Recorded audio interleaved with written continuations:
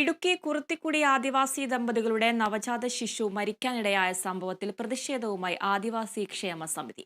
സംഭവത്തിൽ സമഗ്രമായ അന്വേഷണം വേണമെന്ന് ആദിവാസി ക്ഷേമ സമിതി നേതാക്കൾ അടിമാലിയിൽ ആവശ്യപ്പെട്ടു.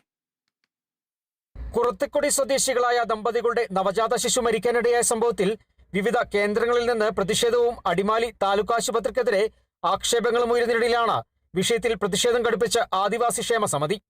സംഭവത്തിൽ സമഗ്രമായ അന്വേഷണം വേണമെന്ന് ആദിവാസി ക്ഷേമ സമിതി നേതാക്കൾ അടിമാലിയിൽ വാർത്താ സമ്മേളനത്തിൽ ആവശ്യപ്പെട്ടു.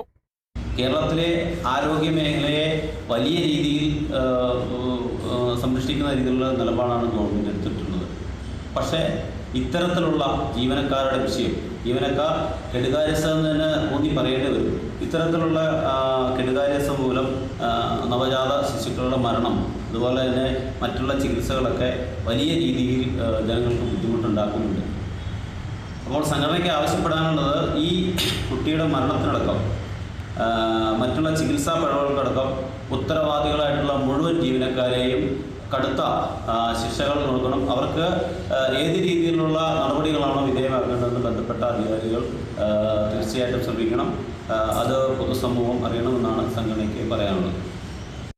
സംഭവത്തിൽ അന്വേഷണം നടത്തി താലൂക്ക് ആശുപത്രിയിൽ വീഴ്ച സംഭവിച്ചിട്ടുണ്ടെങ്കിൽ കുറ്റക്കാർക്കെതിരെ നടപടി സ്വീകരിക്കണമെന്നും ആദിവാസി ക്ഷേമ സമിതി ആവശ്യമുന്നയിക്കുന്നു. കേരളത്തിന്റെ ആരോഗ്യ മേഖലയെ മെച്ചപ്പെട്ട നിലയിൽ മുമ്പോട്ട് കൊണ്ടുപോകാൻ സർക്കാർ ശ്രമിക്കുമ്പോഴാണ് അതിന് വിപരീതമായി ഇത്തരം സംഭവങ്ങൾ ഉണ്ടാകുന്നതെന്നും ആദിവാസി ക്ഷേമ സമിതി നേതാക്കൾ കുറ്റപ്പെടുത്തി.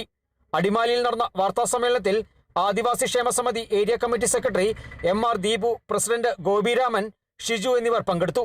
Kerala vision news, Idukki.